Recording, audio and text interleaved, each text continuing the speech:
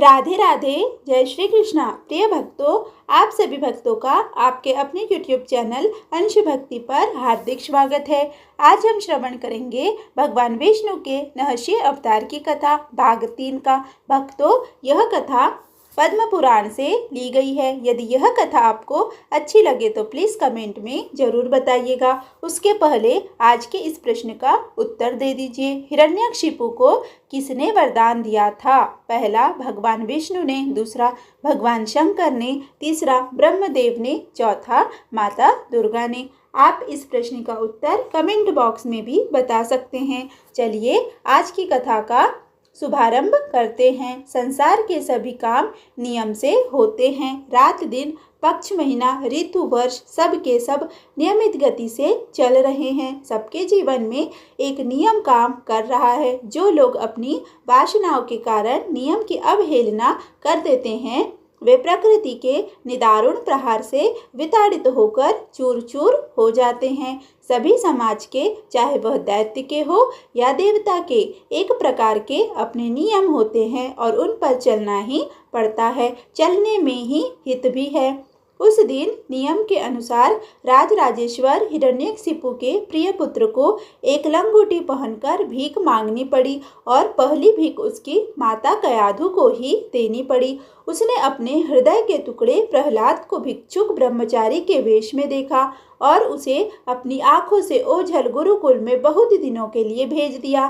कहा जा सकता है कि यदि नियम की पाबंदी न होती तो, अपने बच्चों के हित का ध्यान न होता तो, वह माता जो अपने लड़के को देखे बिना 2 घड़ी भी सुख से नहीं रह सकती थी, इस प्रकार इतने दिनों के लिए कभी न भेजती। प्रहलाद चले गए। यह बात देखी गई है कि जो भगवान का स्मरण करते हैं, संध्या वंदन, गायत्री जप और नाम जप आदि करते हैं, उनकी बुद्धि शुद्ध रहती है, स्मृति शक्ति प्रबल रहती है। वे किसी बात को और विद्यार्थियों की अपेक्षा शीघ्र समझ लेते हैं। बिना विशेष रटे ही उन्हें पुस्तकें याद हो जाया करती है। प्रहलाद पर तो भगवान की कृपा थी। वे निरंतर भगवान के स्मरण में तल्लीन रहते। गुरु जी से पाठ सुनते ही उन्हें सब हृदयंगम हो जाता था। अतिरिक्त समय में वे भगवान का ध्यान करते रहते। उनकी प्रतिभा से गुरुकुल भी प्रसन्न रहता और गुरुजी भी प्रसन्न रहते और प्रहलाद उनकी सेवा भी खूब करते। उनके सहपाठी उनकी विद्या, बुद्धि, प्रतिभा, सरल स्वभाव देखकर मुग्ध रहते थे। मैं राजकुमार हूँ, इस बात का तो उन्हें तनिक भी घमंड नहीं था। वे बड़ों के सामने सेवकों की भांति रहते, गरीबों पर पिता की भांति स्नेह करते, बराबरी वालों से सगे भाई की तरह व्यवहार करते और गुरुजनों को तो ईश्वर ही समझते थे। माता सरस्वती की उन पर अपार अनुकंपा थी। थोड़े ही दिनों में उन्होंने वेद वेदांगों का अध्ययन समाप्त कर लिया। जब गुरुपुत्रों ने देखा कि प्रहलाद का संपूर्ण विद्याओं में पूर्णतः प्रवेश हो गया, तब उन्होंने अपनी कुशलता प्रकट करने के लिए उसको राजसभा में ले जाने का विचार किया।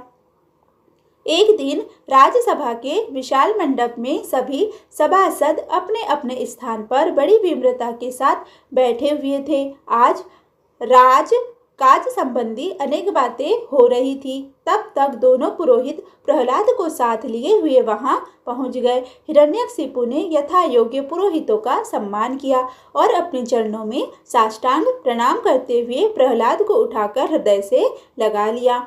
सिर चकर गोद में बैठा दिया। यह प्रेम भरी एकटक प्रहलाद को देखने लगा। यो तो वह पाठशाला दूर न थी। प्रहलाद कई बार वहां अपने पुरोहितों के साथ आते भी, परंतु आज की बात कुछ दूसरी ही थी। उनके अध्यापक प्रहलाद को सुयोग्य विद्वान बताकर समावर्तन कराना चाहते थे। इतने थोड़े दिनों में राजकुमार को महान विद्वान बना दिया। यह वाहवाही भी लूटनी थी। हिरण्यकशिपु भी अपने पुत्र को योग्यतम देखकर प्रसन्न हो रहा था। हिरण्यकशिपु ने दुलार करते हुए प्रहलाद से पूछा, बेटा, तुमने विद्या पढ़ ली, अब समावर्तन का समय आया। भला बताओ तो सबके सार रूप से तुमने कौन सी बात ग्रहण की? प्रहलाद ने कहा, पिताजी, यह संसार असार है, इसमें कोई वस्तु ग्रहण करने योग्य नहीं है। इनकी ओर से उदासीन होकर भगवान का भजन करना ही सार है। यही संपूर्ण विद्याओं का सार है, संसार का सार है और जीवन का सार है। प्रहलाद की यह बात सुनकर हिरण्यकशिपु चौंक गया। उसने उनको अपनी गोद से नीचे उतार दिया, बड़े जोर से डांटा, अरे कुलांगर, तुम्हें ऐसी भोंडी बात किसने सिखाई है? मैं त्रिलोकी का स्वामी हूँ, मेरे अतिरिक्त और कोई ईश्वर नहीं है। क्या इन अध्यापकों ने तुम्हें यही पढ़ाया है? मैं इन्हें अभी दंड देता हूँ। दोनों पुरोहित थर थर काँप रहे थे। प्रहलाद ने कहा, पिताजी, मेरे ईश्वर, आपके ईश्वर और सारे संसार के ईश्वर एकमात्र भगवान विष्णु हैं। वे सर्वत्र रहते हैं, सबकी रक्षा करते हैं। यह बात मैं किसी के सिखाने से नहीं कह रहा हूँ। मेरे अध्यापकों ने यह बात मुझे कभी नहीं सिखाई। सबको सिखाने वाले तो वही भगवान विष्णु हैं। हिरण्यकशिपु क्रोध के मारे जल भून रहा था। तब तक पुरोहितों ने निवेदन किया, राजेंद्र, वास्तव में हमारी असावधानी से ही ऐसा हुआ है। यदि हम ध्यान रखते तो हमारी पाठशाला में ऐसा नहीं हो सकता। अतः इस बार प्रहलाद को क्षमा किया जाए। हम फिर इन्हें ले जाते हैं। ये बहुत पढ़ गए तो क्या, आखिर तो अभी बालक ही है। इन्हें राजनीति का अध्ययन कराया जाएगा। हिरण्यकशिपु ने सावधानी रखने की आज्ञा देकर उन्हें विदा किया। प्रहलाद अपने अध्यापकों के साथ गुरुकुल में आए। कई विद्यार्थी बड़े प्रेम से मिले। किसी ने कहा, भैया, तुम मुझे बड़े प्रिय लगते हो, तुम्हारे साथ रहे बिना मेरा जी नहीं लगता। सुना है तुमने राज्यसभा में कुछ ऐसी बात कह दी कि दैत्यराज नाराज हो गए। भैया, जो कुछ करना हो उनसे छिपकर ही किया करो, नहीं तो क्या पता ये न जाने क्या कर बैठे। प्रहलाद ने कहा, मेरे भगवान बड़े दयालु हैं, बड़े शक्तिमान हैं, ये सबकी रक्षा करते हैं और अपने भक्त की तो विशेष रूप से रक्षा करते हैं। मुझे किसी का क्या डर है, मैं तो प्रेम से भजन करूँगा। एक बालक ने कहा, भैया, तुम्हें देखकर भजन करने की हमारी इच्छा भी होती है, फिर सोचते हैं कि अभी तो सारा जीवन पड़ा है, खा ले तब भजन करेंगे। प्रहलाद ने कहा, ऐसा सोचना कुछ खेल ठीक नहीं, पता नहीं मृत्यु कब आ जाए, फिर ऐसी बुद्धि रहे न रहे, समय किसी के अधीन थोड़े ही है। बचपन में ही भजन करना चाहिए। जब जब गुरुजी वहाँ से टल जाते तब तब सब विद्यार्थी इकट्ठे होकर भगवत भक्ति की चर्चा करते। धीरे धीरे प्रहलाद के अनुयायियों की संख्या बढ़ने लगी। मुस रूप से सभी भजन करने लगे। एक दो लड़कों ने जाकर गुरुजी से सारा हाल कह सुनाया। उन्हें क्रोध तो बहुत आया, परंतु प्रत्यक्ष रूप से उन्होंने प्रहलाद की भर्त्सना नहीं की। उन्हें एकांत में बुलाकर कहा, प्रहलाद, क्या तुम सचमुच यह अनर्थ कर रहे हो? तुम्हें गुरुजनों की आज्ञा माननी चाहिए, पिता को प्रसन्न रखना चाहिए, कुल धर्म की रीति रिवाज को निभाना चाहिए। यह सब क्या कर रहे हो? क्या हमने जो तुम्हारी शिकायत सुनी है वह झूठ तो नहीं है? प्रहलाद ने कहा, गुरुदेव, आपने जो कुछ कहा सब मेरे हित के लिए कहा और वह सब ठीक है। आपने जो सुना है वह झूठ नहीं है। जिसने आपसे कहा है वह मेरा बड़ा हितैषी है, क्योंकि आपके पाठशाला में आपके विचार के विरुद्ध कोई बात कहकर मैं अपराध ही कर रहा था और उसने आपसे कहकर मुझे निरपराध कर दिया। कुल धर्म भी ठीक है, पिता की आज्ञा भी ठीक है और गुरुजनों के उपदेश भी हमारे भले के लिए ही है, परंतु गुरुदेव, मेरा मन मेरे हाथ में नहीं है। मैं दूसरी कोई बात सोचना चाहता हूँ तो मेरे सामने एक सांवरा सलोना सुंदर सा बालक आकर बांसुरी बजाने लगता है, नाच नाच कर प्रेम भरी चित्तवन से मेरी ओर देखता है, इशारे से मुझे अपने पास बुलाता है। मैं उसकी मंद मुस्कान देखकर सब कुछ भूल जाता हूँ, विचलित हो जाता हूँ। गुरुदेव, दूसरी बात मुझे सुहाती ही नहीं। कहते कहते प्रहलाद बेशुद्ध हो गए। उनका शरीर पुलकित हो गया। शरीर से आनंद की ज्योति छिटकने लगी। दोनों पुरोहित अवाक हो गए। उन्होंने सोचा कि अब डांट डपट से काम नहीं चल सकता, इसे किसी ऐसे पचड़े में लगाया जाए कि इसका ध्यान ही उधर न जाए। प्रहलाद के होश में आने पर राजनीति का अध्यापन प्रारंभ हुआ। सारी शुक्र नीति विस्तार के साथ पढ़ाई गई। शत्रु मित्र आदि के साथ कैसा व्यवहार करना चाहिए इस बात की शिक्षा दी गई। प्रहलाद ने बड़े ध्यान से सुना, विचार किया, समझ लिया और वे गुरुपुत्रों की परीक्षा में पास हो गए। इस बार जब प्रहलाद को गुरुपुत्र राजसभाएं लेकर गए तब वे बहुत प्रसन्न थे। उनकी प्रसन्नता देखकर हिरण्यकशिपु को भी बड़ी प्रसन्नता हुई। उसने प्रेम से प्रहलाद को अपने पास बैठाया और उनके प्रणाम का अभिनंदन करके पूछा, बेटा तुम इस बार राजनीति की शिक्षा प्राप्त करके आए हो, मुझे उसका सार सुनाओ। प्रहलाद ने कहा, पिताजी गुरुजनों ने बड़े प्रेम से मुझे राजनीति की शिक्षा दी और मैंने एक विद्यार्थी की भांति ईमानदारी के साथ उसका अध्ययन भी किया, परंतु मुझे उनकी बात जची नहीं।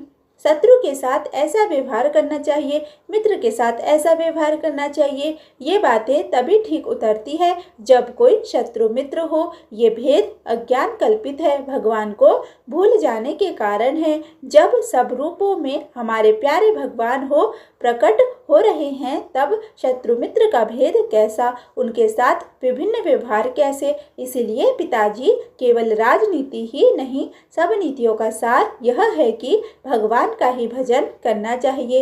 हिरण्यकशिपु आग बबूला हो रहा था। उसने आज्ञा की कि अब तो अनर्थ हो गया। ऐसे लड़के से तो बिना लड़के का रहना ही अच्छा है। मैं तुम्हें अभी मार डालता हूँ, परंतु अपने लड़के हो संभव है दया आ जाए, इसलिए तुम्हें मैं मौत मरवा डालता हूँ। देखो विष्णु भक्ति का मजा। उसने प्रहलाद को मारने के लिए दैत्य को आज्ञा दे दी। दैत्य अंतःकरण को कलुषित कर देता है, क्रोध आंख वालों को अंधा बना देता है। लोग दूसरे शत्रुओं से बदला लेने के लिए, उन पर शासन करने के लिए द्वेष और क्रोध से काम लेते हैं, परंतु उन्हें यही मालूम नहीं होता कि मैं द्वेष और क्रोध रूपी महान शत्रु के अधीन हो रहा हूँ। आज हिरण्यकशिपु विष्णु को अधीनता न स्वीकार करके क्रोध की अधीनता स्वीकार कर रहा है। यह क्रोध अंधता नहीं तो और क्या है। प्रहलाद को मारने की आज्ञा सुनकर कुछ लोगों को जो उस सभा में उपस्थित थे दुख अवश्य हुआ, परंतु किसी के मुंह से हिरण्यकशिपु के विरुद्ध एक शब्द भी नहीं निकल सका। असुर का राज्य, असुरों का मंत्रित्व और असुर ही सभासद, वहां तो वैष्णव के सिर नृत्य ही करते थे। प्रहलाद को मारने की आज्ञा से लोगों को अधिक आश्चर्य नहीं हुआ। यदि किसी को आश्चर्य हुआ भी तो उसे मन महसूस कर रह जाना पड़ा। क्या करता, मालूम हो जाने पर उसे भी मौत के मुंह में जाना पड़ता। बहुत से दैत्य प्रहलाद को पकड़कर ले गए। प्रहलाद निर्विकार भाव से मानो कुछ हो ही नहीं रहा है उनके साथ चले गए। जब उन्होंने अपने शत्रु से प्रहार किया और प्रहलाद के शरीर कटने की जगह उनके शस्त्र के 2 टुकड़े हो गए, तब उनके आश्चर्य की सीमा न रही। प्रहलाद का शरीर एक दिव्य प्रभा से दमकने लगा। दैव प्रहलाद को लेकर हिरण्यकशिपु के पास आए। उन्होंने तुम लोग झूठ बोलते हो, मेरे सामने मारो। तो उन सर्वों ने आक्रमण किया, परंतु सब विफल रहा, उनकी एक न चली। प्रहलाद ने कहा, पिताजी संपूर्ण भय को भयभीत करने वाले और भय का भय छुड़ाने वाले भगवान मेरे हृदय में स्थित है, शास्त्रों में है, आक्रमण करने वालों में है। इसी सत्य के बल पर वे हथियार मुझ पर आक्रमण नहीं कर सकते। अब तो हिरण्यकशिपु और भी भयभीत हो गया। उसने सोचा अब कौन सा उपाय किया जाए। सांपों को आज्ञा हुई कि इसे नष्ट कर दो। उन्होंने अपने संपूर्ण विष का प्रयोग किया, परंतु उनको दाढ़ें टूट गई, मणियां चटक गई, फलों में पीड़ा होने लगी, कलेजा कांपने लगा, किंतु प्रहलाद का बाल भी बांका नहीं हुआ। ये सब हिरण्यकशिपु से आज्ञा लेकर भाग गए। हिरण्यकशिपु ने बड़े बड़े हाथियों को आज्ञा दी कि इसे पीस डालो। हाथियों ने अपना संपूर्ण बल लगा दिया, उनके दांत टूट गए, शक्ति शिथिल पड़ गई, किंतु प्रहलाद जैसा का तैसा मस्त रहा। वह भगवान के स्मरण में तन्मय था। दुंडा राक्षसी गोद में लेकर बैठी। दैत्यों ने चिता बनाकर आग लगा दी। दुंडा समझती थी कि मैं बच जाऊंगी, प्रहलाद जल जाएगा, परंतु उल्टा हुआ, वह जल गई और प्रहलाद मस्त होकर भगवान नाम का जाप कर रहा था।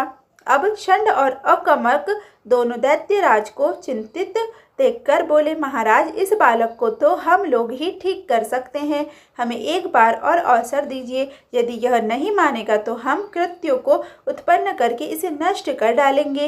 हिरण्यकशिपु ने स्वीकृति दे दी।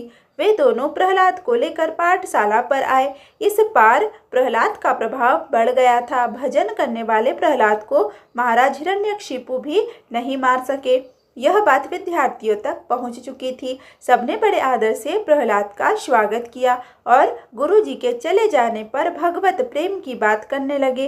प्रहलाद ने कहा, भाइयों, मैं तुमसे सच्ची बात कहता हूँ, अपना हृदय तुम्हारे सामने रख रहा हूँ। मैं लोभ से, मोह से, किसी कामना से ऐसा नहीं कह रहा हूँ। इसे प्रेम के साथ सुनो, जचे तो अपनाओ। हम लोग बाहर बाहर तो बहुत सोचते विचारते हैं, परंतु अपने जीवन पर दृष्टि नहीं डालते। बचपन खेल कूद में गवा देते हैं, जवानी विषयों के सेवन में और बुढ़ापा व्यर्थ की चिंताओं में, रोने धोने में। क्या यही जीवन है? क्या इसी के लिए हमारा जन्म हुआ है? सोचो, विचार करो, इस शरीर में क्या है? यह अपवित्र वस्तुओं की एक पुड़िया है। यह जीवन क्या है? वासनाओं की उधेड़ बुन है। इसमें कहीं सुख नहीं, केवल दुख ही दुख है। छोड़ दो इसका मोह, तोड़ दो संसार का बंधन और मोड़ दो अपना मन भगवान की ओर। भगवान बड़े सुंदर है, बड़े दयालु है, उनके भजन में कोई कष्ट नहीं है। वे अपने हृदय में अपने सगे संबंधी है और अपने आत्मा ही है। उनका भजन करो, केवल उनका भजन करो। मित्रों, वे ही सब रूपों में प्रकट है। किसी से द्वेष मत करो, किसी से बुरा मत मानो, सबके प्रति समान प्रेम रखो। यह क्षमता ही उनकी आराधना है। वे तुम्हारी रक्षा करेंगे, वे तुम्हारा कल्याण करेंगे। डरो मत, किसी से मत डरो। उनके कर कमलों की छत्र छाया तुम्हारे सिर पर है। जानते ही हो मेरी क्या सास नहीं की गई, सांपों से डसवाया गया, आग में जलाया गया, मारा पीटा गया, परंतु मुझे जरा भी कष्ट नहीं हुआ। मेरे रक्षक भगवान थे। मारने वालों के प्रति मेरे मन में जरा भी द्वेष नहीं है। मेरे प्यारे मित्रों, उन्हीं की शरण में जाओ, उन्हीं का भजन करो, वे तुम्हारा कल्याण अवश्य करेंगे। प्रहलाद की बात सुनकर सभी छात्र जोर जोर से भगवत नाम कीर्तन करने लगे। हिरण्यपुरी में भक्ति भागीरथ की धारा बह गई। गुरुपुत्रों ने बहुत समझाया, उनकी एक न चली। आखिर वे हिरण्यकशिपु के पास गए। उसने रसोइयों को विष देने की आज्ञा दी। प्रहलाद को बड़ा भयंकर हलाहल विष दिया गया। भगवान के नाम का उच्चारण करके प्रहलाद ने विष के साथ सारा अन्न खा लिया और बिना किसी विष बाधा के वह सब बच भी गया। हिरण्यकशिपु ने आज्ञा दी, पुरोहितों, अब इसकी मृत्यु में विलंब नहीं होना चाहिए। इसको मारने के लिए कृत्या उत्पन्न करो। दैत्यराज की यह आज्ञा पाकर दोनों पुरोहित प्रहलाद के पास गए। उन्होंने प्रहलाद की प्रशंसा करते हुए कहा, आयुष्मान, तुम ब्रह्मा के अंश में दैत्यराज हिरण्यकशिपु के पुत्र हो। तुम्हें विष्णु की क्या आवश्यकता है? जैसे तुम्हारे पिता त्रिलोकी के राजा है, वैसे तुम भी होने वाले हो। छोड़ दो यह बखेड़ा, शत्रु की स्तुति नहीं करनी चाहिए। प्रहलाद ने बड़ी नम्रता के साथ कहा, भगवान, आपकी बात अधिकांश सत्य है। मेरा वंश उत्तम है, मेरे पिता त्रिलोकी के अधिपति है, मैं उनका उत्तराधिकारी हूँ। यह सब ठीक है, उनकी बात मुझे माननी चाहिए, परंतु मुझे भगवान की क्या आवश्यकता है? आपकी यह बात मेरी समझ में नहीं आती। चाहे किसी भी दृष्टि से देखें, भगवान के बिना यह जीवन असार है। उनके पिता इसका उद्देश्य ही पूरा नहीं होता। धर्म, अर्थ, काम, मोक्ष चारों पुरुषार्थी के मूल भगवान के चरणों की आराधना है। कहने के लिए तो प्रहलाद बहुत कुछ कह गए, परंतु अंत में गुरुजनों के सामने इतना अधिक बोलने के लिए क्षमा मांगकर वे चुप हो गए। पुरोहितों ने कहा, बालक, तुम बहुत बढ़ चढ़कर बात करते हो। हमने तुम्हें आग में जलने से बचाया और अनेक आपत्तियों से तुम्हारी रक्षा की। हम समझते थे कि तुम हमारी बात मानोगे, परंतु तुम एक भी नहीं सुनते। अब तुम्हारी मृत्यु के लिए हम कृत्या उत्पन्न करेंगे। प्रहलाद ने कहा, भगवान, कौन किसे मारता है, कौन किसे जिलाता है? सब अपने अपने कर्मों का फल भोग रहे हैं। न कोई किसी को मार सकता है और न कोई जिला सकता है। पुरोहितों को अब क्रोध आ गया। उन्होंने अपने मंत्र बल से कृत्या उत्पन्न की। वह भयंकर राक्षसी अपने पैरों से जमीन को रौंदती हुई आग की लपट के समान चमकती हुई त्रिशूल लेकर प्रहलाद पर टूट पड़ी। बड़े जोर से उसने त्रिशूल चलाया, परंतु प्रहलाद की छाती पर लगते ही वह त्रिशूल खंड खंड होकर पृथ्वी पर गिर गया। भला जिस हृदय में निरंतर भगवान निवास करते हैं, वहाँ लगकर वज्र तो कुछ कर ही नहीं सकता। त्रिशूल क्या कर सकता है? कृत्या की यह रीति है कि जिस पर उसका प्रयोग किया जाता है, यदि उसे न मार सके तो प्रयोग करने वाले को ही वह मार डालती है। उसने लौटकर पुरोहितों पर आक्रमण किया और वे दोनों मर गए। उन्हें कृत्या की आग जलते देखकर कृष्ण कृष्ण त्राहि त्राहि करते हुए प्रहलाद दौड़ पड़े। प्रहलाद ने कहा, भगवान, आप सर्वव्यापक है, सर्वरूप है।